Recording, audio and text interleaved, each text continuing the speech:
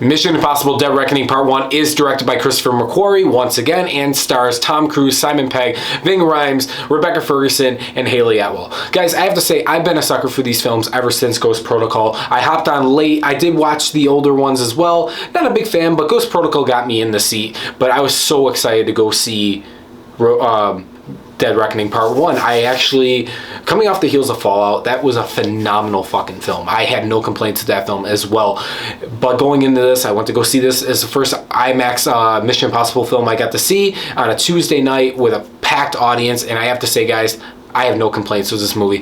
Now, I'm going to have a brief spoiler-free section, then we'll dive into more of the story and the plot elements in a spoiler section. So let's get into what I really enjoyed about this film. The set pieces and the action are phenomenal. We are talking about practical effects. We are talking about awesome set pieces. Every set piece, there was a little featurette right before the film started explaining a couple of the car chase sequences taking place. I believe it was in Rome, it wasn't Paris, so I think it was Rome, with the yellow car and how Tom Cruise is driving around with being handcuffed. These action sequences are intense, and they are throughout the whole fucking movie, and that's what I love. I am a sucker for practical effects. Now, this is a film that I want to compare to another film that came out back in May, John Wick Chapter 4. We know John Wick Chapter 4 handles a lot of practical effects, fight sequences, choreography, but this film is not just fight sequences. It's got it. It does. But the set pieces are fucking phenomenal. They are phenomenal. And I just, you guys saw that cliff, the dirt bike cliff fucking parachute jump that's been advertised everywhere. That is so suspenseful. I'm going to use that word a lot in this video, as it is in the film. The train sequence is one of the most suspenseful fucking sequences in movie history for me. And there's just so many other awesome sequences throughout the film. Now, this film is about 2 hours and 43 minutes. I don't feel it. The action keeps the film like a train rolling really, really well, not boring or nothing. There's dialogue, exposition, there's a good story wrapped into it. Let's talk about the story. The story is pretty straightforward, but it makes sense in today's world. Basically, Ethan Hunt and his team are going up against an entity, which is basically AI in a way, and they have to uncover it by finding these sort of things that I will talk about in spoilers, and they get screwed up with a bunch of predicaments, and I'll talk about that more in spoilers.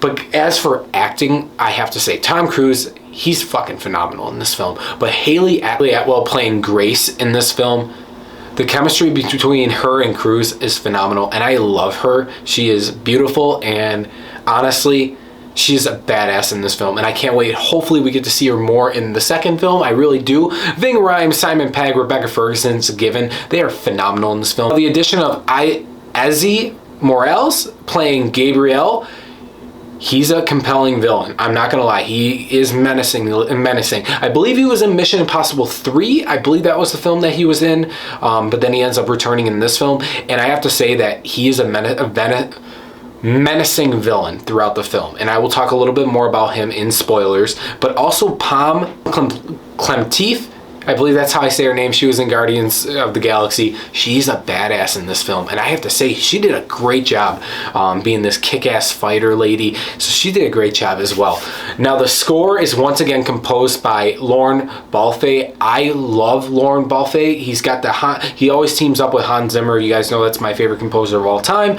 But he teams up with Hans Zimmer on a lot of things. He teamed up with him on The Bible, Top Gun, Maverick, and Lorne Balfe also composed Mission Impossible Fallout. So I was so happy that he was coming back to compose Dead Reckoning Part 1, and I'm sure he's going to direct or compose Part 2 as well. But overall, as this film goes, it is a fun action ride. It is a compelling story. There's a lot of emotion packed into it. There's comedy here and there too, which I'll talk about in spoilers. But overall, I had a blast with Mission Impossible Dead Reckoning Part 1. I recommend you guys going to see it. I'm going to give you guys my rating right now. Mission Impossible Dead Reckoning Part 1 for me is a 10 out of 10. And I have no regrets saying that. This is a movie that you must see on the big screen. Go to IMAX if you can. If you can't, I got lucky. I went to go see it today on a Tuesday, and it's at Regal. It's discounted, which I didn't even know. I was still gonna go regardless, but this movie is phenomenal on the big screen, and it's a great ass movie. We need more movies like this, we really do, and I just cannot wait for part 2. The film doesn't end on a cliffhanger, it ends with a satisfying ending, but you know that there has to be a part 2 to follow this up. But guys, let's get into spoilers. Alright guys, there's a couple things that I wanted to speak about with spoilers. The icon's right up at the top, or one of these spots over here. One of the things I wanted to talk about is the death of Ilsa. So Ilsa ends up dying in this film by Gabrielle. Honestly, I had a feeling they were going to kill someone off important, and it hit the emotion real well. She's been with us since Rogue Nation, so it's been a long ass time. Rogue Nation came out in 2015, so it's been literally almost 10 years since we've known this character throughout the franchise. So it was something that I felt was coming, especially through the trailers as well. But overall, her involvement in this film is that they are chasing these keys, and these keys are from a submarine, a Russian submarine that has been holding this entity, which is basically AI. And one of the things I want to talk about with this entity and this big threat, world threat, is that it is something that you can relate to today's world. A bunch of people are working on AI. What if it goes wrong? What if it gets into the wrong hands? And that's what I really love about the story of this film, because it really adds the suspense. This film is packed with suspense. Even though you think you know what's going to come out and your heroes are going to come on top, the suspense in this film is phenomenal.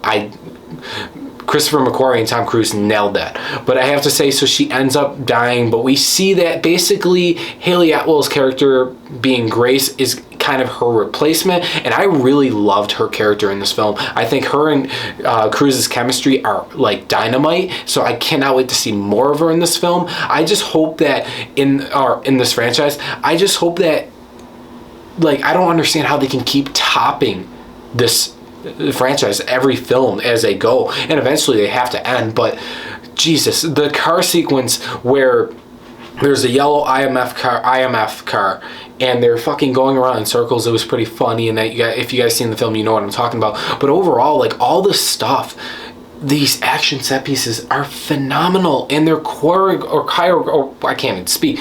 They're filmed beautifully. Visuals are there. They really are. But practical effects are something that I really love. There's a couple cameos from a couple people from the original Mission Impossible. I forgot their names. But like I was saying, Izzy Morales, phenomenal in this film. He is great. I'm not really familiar with his work. I'm sure if I clicked on his IMDb page, I see films that he was in, but I cannot wait to see him return in part 2. I want to talk about the ending real briefly here in a sec, but overall, the train sequence from the fucking dirt bike parachute jump to the train sequence, I've never sweat that much in a theater in a long time, and the sweat that I got was, holy shit, this is crazy.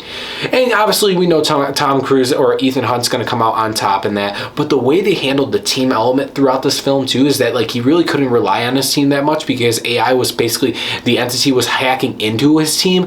That's stuff that is really cool, and you got to see that he focuses on himself. He actually, there was something like that back in Fallout where he was up in the helicopter, he couldn't rely on Benji because the interference just broke out. It's some of these unique little things where the mission goes wrong at points. I like that, and it's a little more natural, which I thought was really unique. But I have to say, let's talk about the ending. We see Gabrielle end up getting away, but Ethan does get the keys to the submarine, and they are ending up gonna be going to the submarine. And we see that Grace's character ends up joining the IMF officially, and we know that we're going to be setting up for Dead Reckoning Part 2. I cannot wait. I do not know how long it's going to take for this film to come out. I hope 2028 at the latest. I mean, maybe 2026. Let's say 2026. I mean, 3 years, please, at the latest. With the writer's strike, the actor's strike, I have no idea, but I cannot wait for Dead Reckoning Part 2. I really cannot wait. This film was awesome. I really kind of hope they do start to end the franchise at 8. Because I just don't want the film, or I don't want the franchise to get stale like the Fast and Furious saga, but I think if they just keep making good films, it's fine. It really is. But overall, guys, I wanted to let you know something before I end this video. This is one of 2 of my final videos for the channel before I take my big break for the channel. There's some things I really want to focus on with storytelling and getting back into short film scripts, etc., which I will keep you guys obviously up to date on. But the second film or second video that I will be making is next week, which is Oppenheimer, probably my most anticipated movie of 2023. Hopefully it's good. please let it be good. But guys, thanks for watching. Once again, thank you for being a subscriber and watching my videos. Subscribe for more, and I will see you guys in the next one. Bye, guys.